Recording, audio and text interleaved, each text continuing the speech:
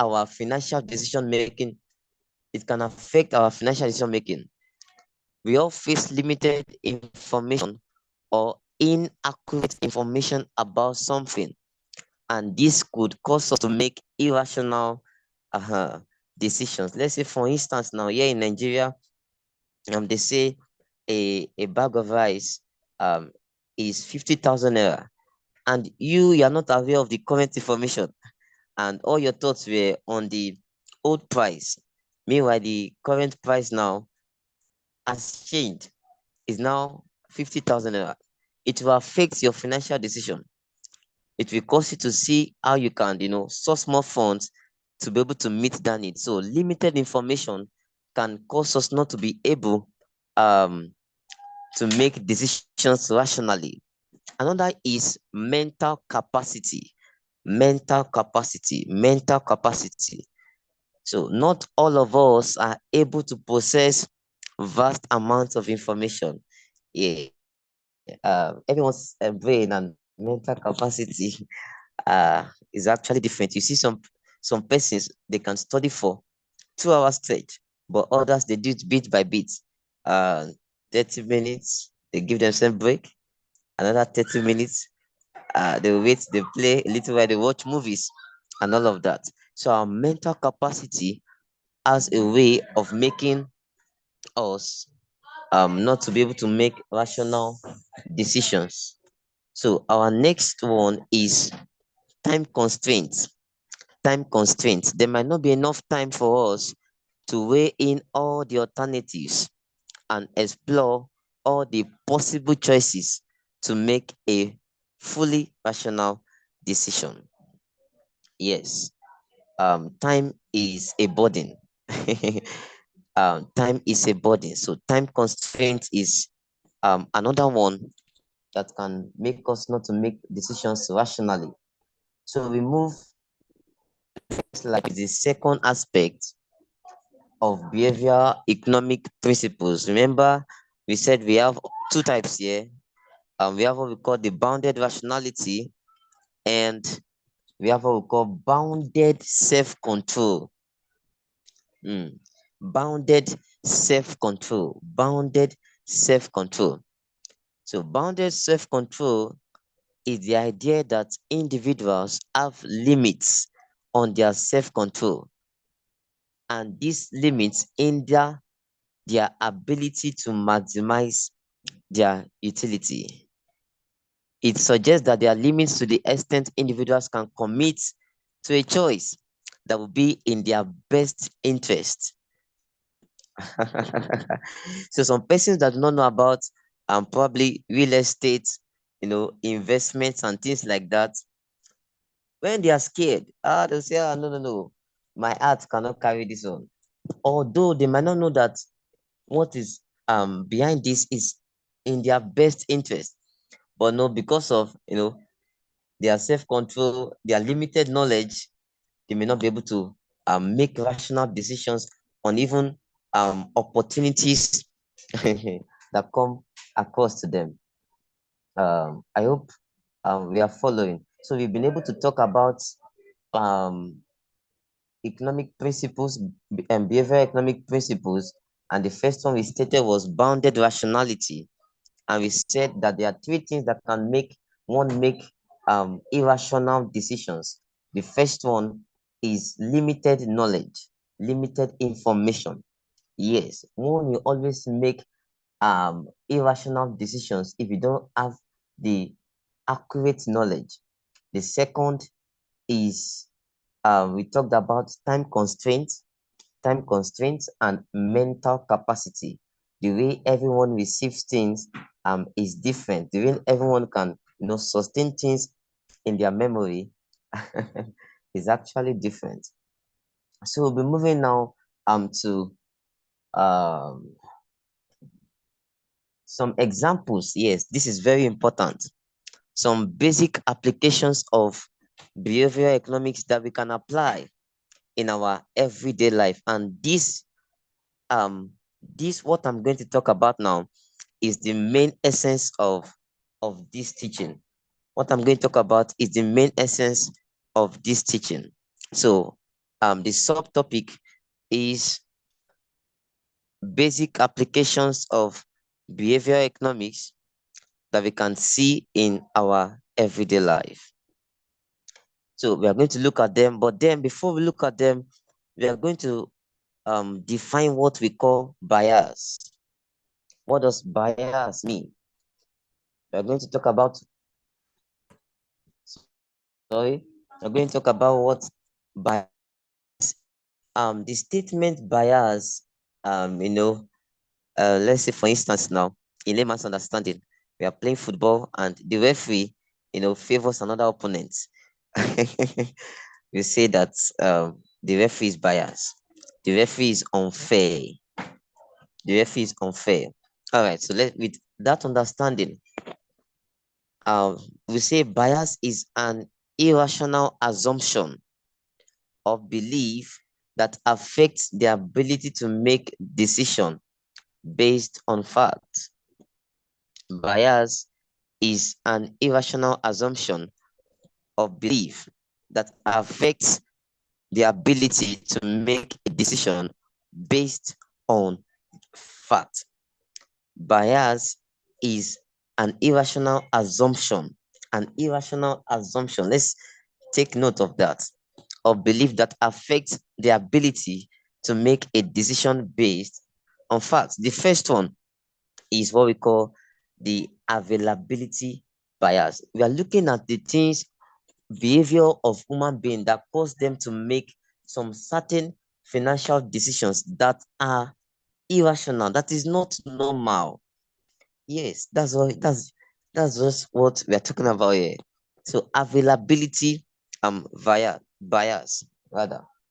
So we say that availability bias occurs when an individual uses outcomes of other similar events to make their own decisions. Now, it is quite good. Okay, let me read it again for those that probably not get us. This occurs availability bias. We are looking at basic applications of behavioral economics. So availability bias, we say it occurs when an individual uses outcomes of other similar events to make their own decisions. So they've not gone out to search and know the true meaning of this event that they are talking about, but they are using knowledge of other persons, to make financial decision, which is not really right. Because at the end of the day, if you are to put the fault, you might put it on your friends. But if you have actually gone through it, made research about probably what you want to invest in, what you want to buy, you will have made proper decision. Okay, let me give us an example. Let's say your friends, for instance, tells you about a restaurant and you're hearing, oh, this woman's food is the best food. I mean, when you go there, oh my god, this and this and this, and they start telling you sweet things. Availability bias because of similar events that you have seen occurring. You too, when you get there, you are not even going to check, whether the food is sweet or not. You are there because people have said so. Your mindset is that I know this food will be sweet, but the taste, what you might like, might be different from what another person likes. That's it. Availability bias. So it occurs when an individual uses outcomes of other similar events to make their own decisions. So we are going to go very quickly to the next point: anchoring, anchoring, anchoring, anchoring, anchoring. So anchoring is based on an obsession with a particular piece of information. Anchoring is based on an obsession with a particular piece of information. Again, anchoring occurs when individuals they give too much weight to the first or the information that they first received. So they've been obsessed with what they've been hearing. So let's say their friends come to tell them, let me use, I don't know why. I want to use this example now. But to make it clear for us. So okay, let's say for instance, you heard about a shoe, a Gucci shoe or a Nike shoe, and you have seen many people wearing it. Wow, wow, wow.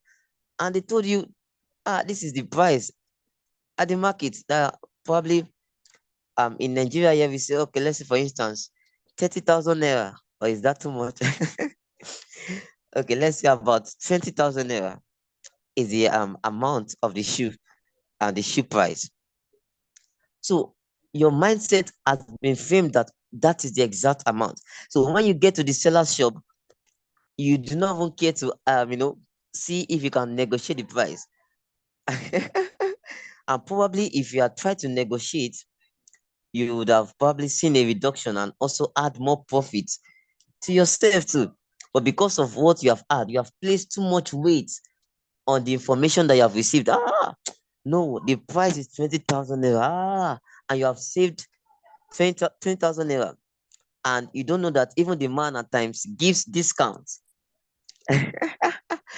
Are you getting me now? So that is one of the things that behavior economics um example is. So we've talked about the availability bias. We've talked about anchoring bias. So we want to talk about a bias that is based on the social norm, what we see in the environment, what we see in the environment. Bias that is based on a social, it can affect our financial decision making. It can affect our financial decision making. Yes. So the social setting and individual lives has a lot to do with how they make decisions. When living in a social setting where social norms encourage certain behaviors will influence an individual to acquire such behaviors. Probably if sorry.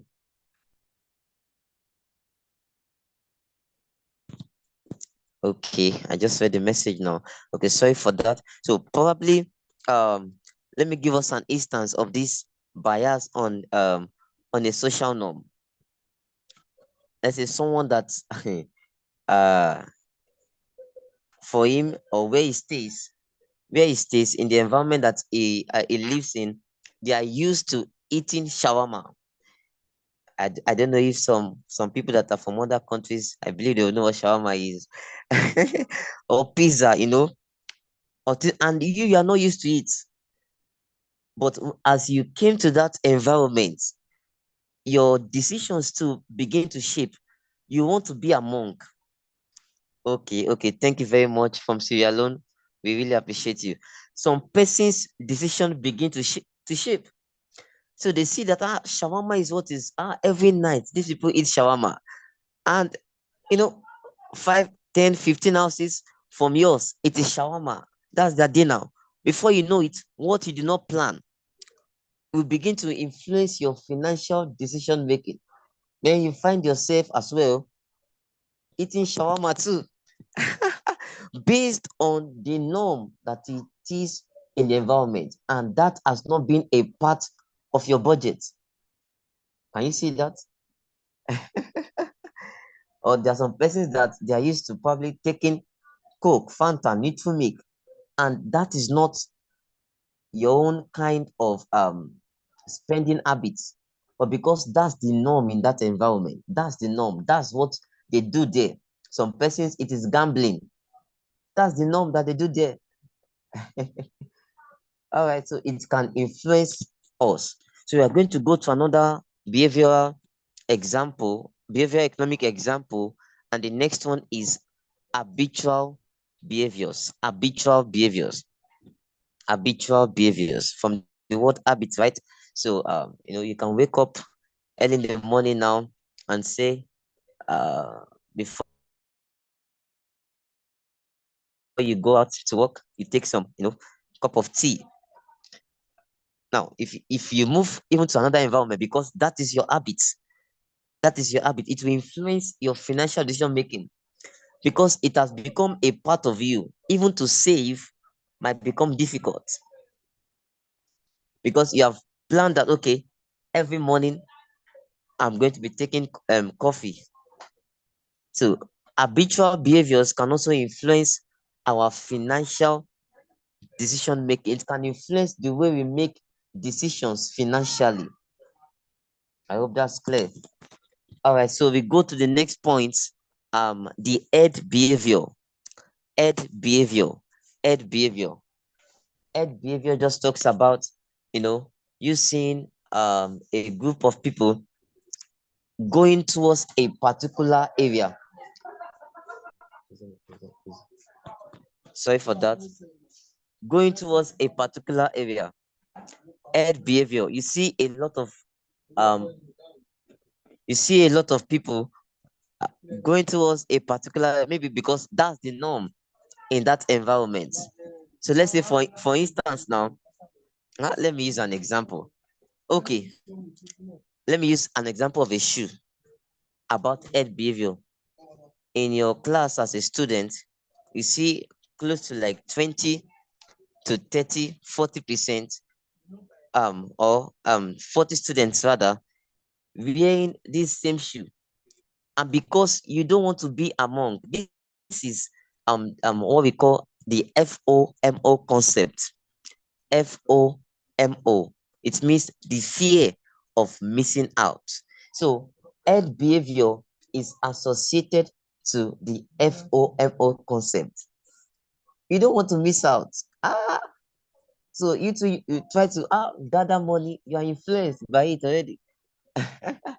You tend to gather money, or now you can also begin to wear, what you see a lot of people wear. Let me give a good example, but this one is to the ladies in our midst. I see them wear a school here and around as well. Uh, they use wig. Now, a lot of them use wig, which is good. Uh, and there's this particular type of wig. I've seen it, I have eyes, so I see them. There's this particular type of wig now that they use. Now, those who are still probably plaiting their hair and doing local hairdos, as what we call them here, off back and based, things like that. Though their financial decisions will begin to, change. Ed behavior. A lot of people in my class are wearing this thing. I don't want to be an exemption. I don't want to be among those that will miss out. And so then they will begin to, change their financial decisions as a result of what they saw. Okay, so we are going to move very quickly to another point, which is what we call the confirmation bias. It can influence our financial decision making. Confirmation bias can influence our financial decision making. Now, what does confirmation bias talks about? Okay, let's say for instance now, let me give us an example. Okay, let me read first. Let me tell us the meaning, and I'll there give us an example.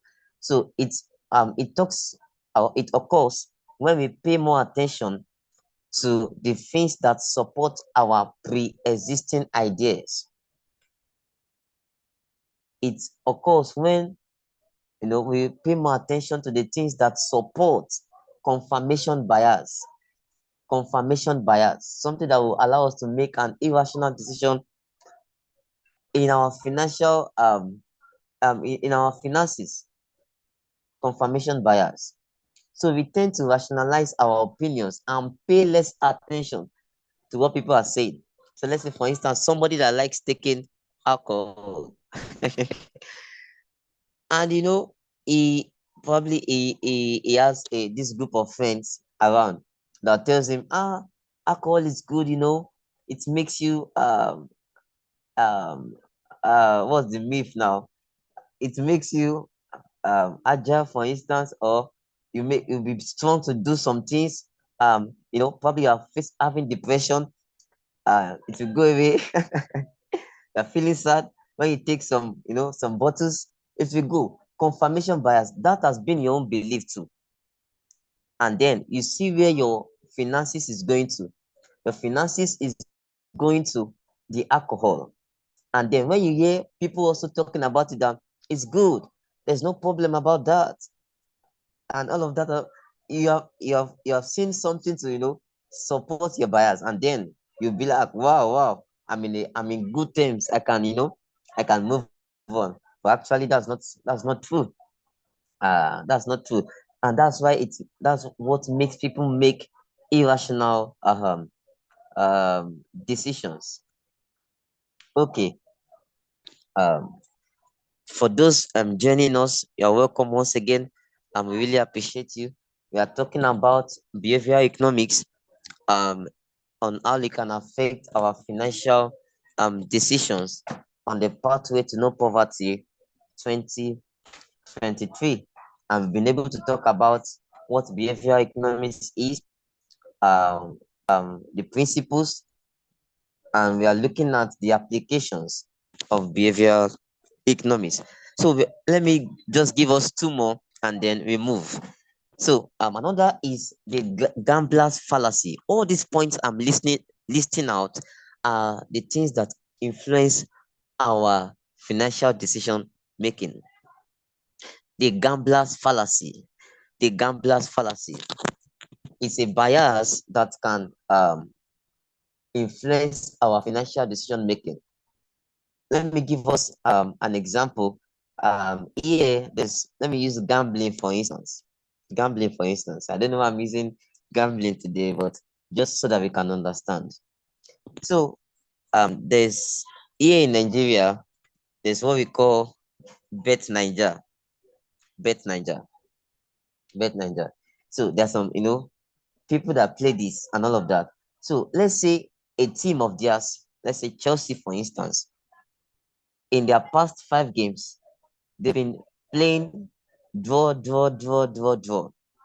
The gambler's fallacy says that you are going to assume that in your next game, you are going to put Chelsea as a win or Barca to win. But that's not the case here. That's not the case because it's a 50-50 situation. It's a 50-50 situation. So that's not the case here. Gambler's fallacy talks about you trying to make an assumption that, okay, for instance, the price of um of of rice, this is how it has been increasing year by year. You've seen 2023, it was like this. During November, this was why it came up. It Times and seasons change. It might not always happen. So if you base your assumption, on this fallacy, it will influence your financial decision making, and then you see you're going to waste a lot of money. So the right knowledge is very, very important. The right knowledge is very important. So let me take the last one before I begin to round off. I call it, or we call it, the present bias and auto enrollment. The present bias and auto enrollment. What does the present bias talks about? Present bias talks about you trying to, eat up your present gain and not trying to save up for your future.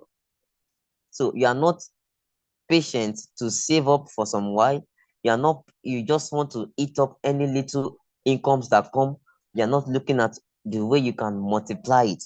That's what present bias is all about. So the present bias there is that saying that the bias is that you should eat up whatever thing that you receive immediately.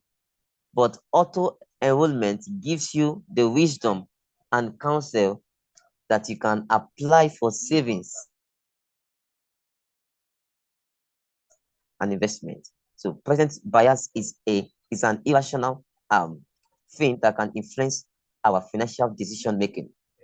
So we've been able to talk about quite a number of applications or examples of behavioral economics. Now, very quickly, we have just two more things to talk about, and we can give room for questions if there will be, and continue from there. So, what is the impact of behavioral economics? We said earlier that behavioral economics talks about what makes people behave the way they behave. We've seen that some, it could be their social norm, their friends, habits, their own personality, their self-control. Yes. So we want to look at the impact of behavioral economics. The first one is it provides improved policy design. It provides improved policy design. So behavioral economics has begun to create systems whereby there are policy designs to create things like savings, investment, things that will make human beings or those concerned to increase their finances. So instead of doing present bias eating up your finances, there's an improved policy design now that is in place that will give you the knowledge about savings, the knowledge about investment. So that's one of the benefits or the impact that behavioral economics has made in the world that we are in now. And the second is it gives you behavioral economics gives room for financial markets and investment. Financial markets and investments. You gain knowledge. You tend to see how people react, how people behave in the market. And then you have um, investment opportunities. You begin to um, gain or source for knowledge on investment, how you can multiply your money, how you can multiply your finances, not working on the bias of maybe heading, but here is mental accounting or nudging. Mental accounting is that one that gives you the right state of mind that you should begin to invest, you should begin to save. It's a propensity that will give you the right state of mind that you begin to invest, save. So one of the impacts of behavioral economics is financial markets and investment. Our next point is consumer behavior and marketing. Consumer behavior and marketing. So behavioral economics has helped us to also see how consumers behave, and also we begin to whatever goods we want to produce will be what consumers are craving after. So we see that for instance, there's this gala or sausage roll that they are buying. We are going to make a supply of it. Behavioral economics has shown us how consumers behave to certain things, their preferences, their habits. So it gives knowledge on how you can begin to work on that advantage that you are seeing. And then you're also increasing uh, your finances, even in the marketing industry or in your business or your firm. You are responding to basically what this is saying is that you are responding to the wants and the needs of your target market. Finally, on that, the impact of behavioral economics uh, is that behavioral economics has helped us to increase on our personal finance and wealth management.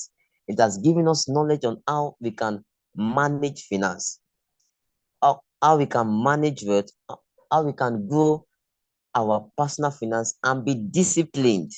Yes, it takes discipline and be disciplined so that we'll not be influenced by the norms. Okay, this is what they do in this environment, and you join them to know.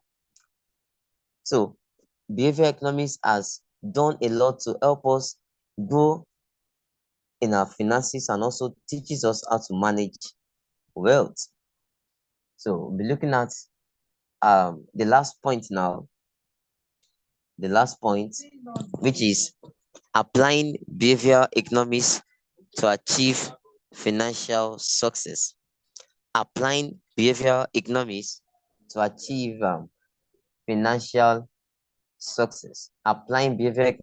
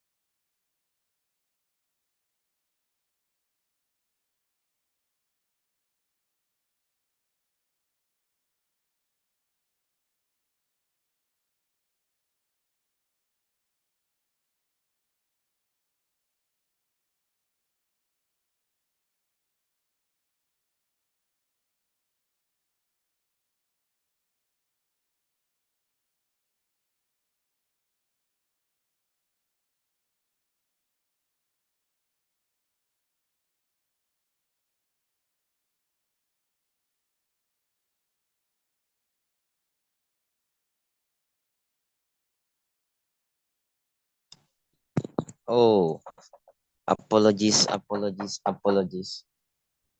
Please, we apologize for the break in transmission. Uh, but I was almost winding up already. So we're talking about. I'm back now. Please, I really apologize to us all for the time consumed.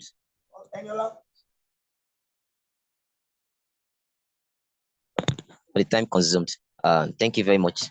So we're talking about applying behavioral economics to achieve financial success. And we talked about recognizing and overcoming our biases. Number two is setting clear goals and priorities. Setting clear goals and priorities. Setting clear goals and priorities. So for us to achieve financial success, with the help of behavioral economics, we have to set clear goals. These are the things that I want to, this is the amount that I trust to have this month, for the next 2 months, even this year, and your priorities, so that you not just be buying things as they come, impulse buying, things that you don't plan for. So the next one is automating savings and investment. Automating is an important thing.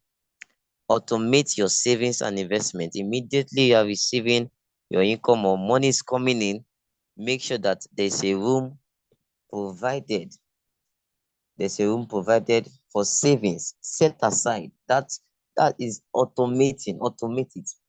Just let that one go on that side, and we see ourselves achieving financial success. And I have to move fast now. The fourth one is designing effective budgeting systems. Very important. Budgeting really takes discipline. We are talking about applying behavioral economics to achieve financial success. So, designing effective budgeting um, systems. We know what budgeting is all about. It really takes discipline. Budgeting is a plan on how you expect to spend your money, and how your income as well should go. So the fifth point here I have is seeking financial education and advice.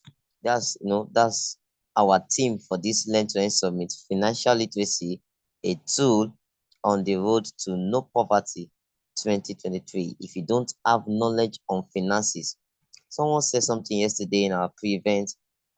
He said, um, talking about money. If you don't know about money, if you don't have knowledge about money, you will not know how to nurture money. You will not know how to handle money. So financial education should be sought in um, um, in how we can grow our finances. And finally, for now, okay, 2030. Thank you. Building accountability and support. Building accountability and support. So you must be accountable in your finances. You might actually have, either you seek mentors, or also have these apps that they design that can also be your accountability partner. What you can be reporting to and be checking your feedbacks on how you have been spending your finances. So that is all about behavioral economics uh, and financial decision making on the pathway to no poverty 2030. 2030, we've been able to demystify what behavioral economics is and how it is different from the traditional economics that we all know. The traditional economics is being rational, while the behavioral economics tend to see things from other sides of behavior. It could be because of your traits, your personality, even knowledge, and so on. So we'll be able to talk about different behavioral economics examples, like, for instance, the availability bias, the Eden, gambler's fallacy, the present bias. You want to eat up your present, income, and you're not thinking about putting it up for savings. And we've been able to see the impact of financial the impact of behavior economics in our finances. So that will be all for tonight. I hope you have been able to learn and get right knowledge on how our behavior can shape our financial decision making. That's the summary of this note today on how our behaviors have huge impact on changing our finances. So let me conclude by saying the impact of behavior economics on financial decision making is significant as it considers social dynamics, um,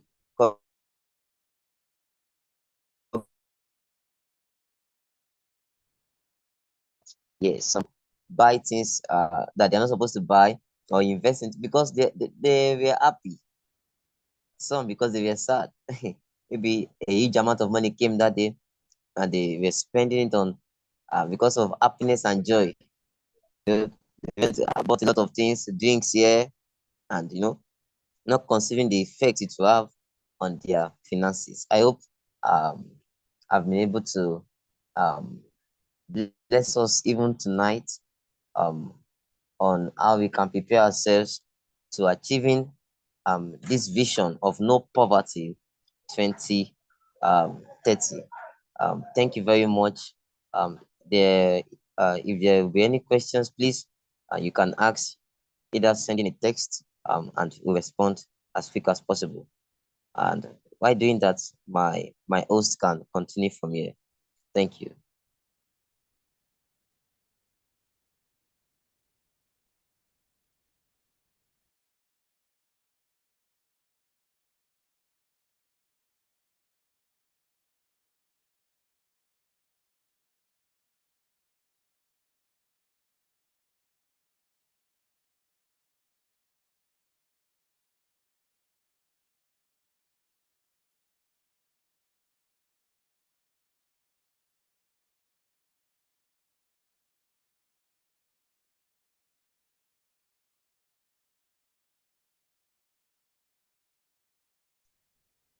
All right. So, is there anyone who would love to ask one or two questions on behavioral economics and how it affects our financial decision making? It's a really, really exciting topic that we have to take cognizance of because there's some things that affect our spending ability, our behaviors. They have huge impact.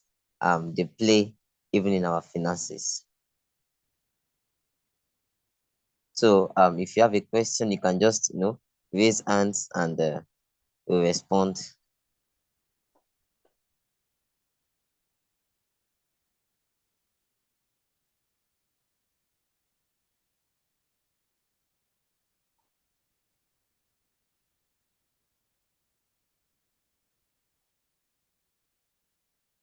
Okay, David Sam, any question?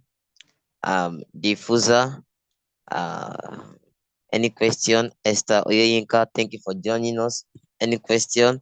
Manuel Muke, any question? I'm sorry if I'm not pronouncing your names right, but thank you for joining us. Samuel Kwasi, yeah, thank you, sir. Thank you. Any questions, sir? The floor is available. Theodora, any question? Musindo, thank you for joining us. Are there questions?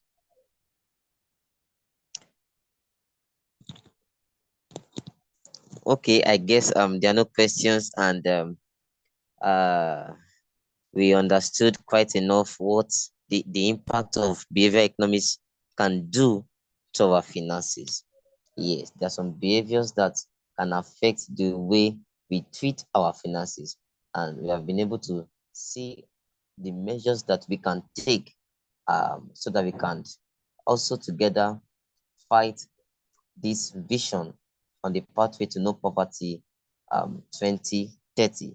It is very possible when we begin to take these measures. We want to really appreciate everyone that has joined us from various countries. I saw Sierra Leone, some from where I am now, Nigeria, and there's some countries that I may not know for now, but I believe we have different persons from different countries. We really appreciate your time. Thank you for your stay. Thank you for investing in yourself. Oh, from Zambia. Thank you, Manuel Muke. From Zambia. This is huge. Thank you very much. Thank you. We are so glad. So the good news again is that tomorrow, tomorrow will be greater than this. Yes. I'm telling you, tomorrow, please, just as you did not miss tonight, please let's try as possible not to miss um day two. Tomorrow is day two. We'll be having our CEO Ayomide Iwalaye speak to us. It will be an awesome time. It will be an awesome time with vast knowledge of this person, and alongside Frank Samuel. Frank Samuel was with us last event. I mean, for this Learn to Earn Summit, and I'm telling you, uh he knows what he's doing. So please, we would love you to join us just as you did even today. Tomorrow is day two, same time from 7 p.m. down to about 9 p.m. Tonight we are closing quite early enough. Thank you so much for joining us. Sierra Leone, Zambia, your country irrespective, Nigeria, we are so glad that you are investing in right knowledge, and now also you can grow in your finances and become financially stable in the coming years. In the coming years. Thank you so much. We really appreciate everyone for joining us. We'd love to see us yet again tomorrow. Wherever you are, here I'm here in Nigeria. I would say have a good night's rest. And if your time zone is the same as my country, have a good night's rest. And there's some probably in the morning, in the afternoon. Enjoy the rest of the day. Thank you so much for joining and fellowshipping with my foundation. Thank you so much. Is that Ghana or Togo? Thank you so much. Good night. Good night. Bye bye.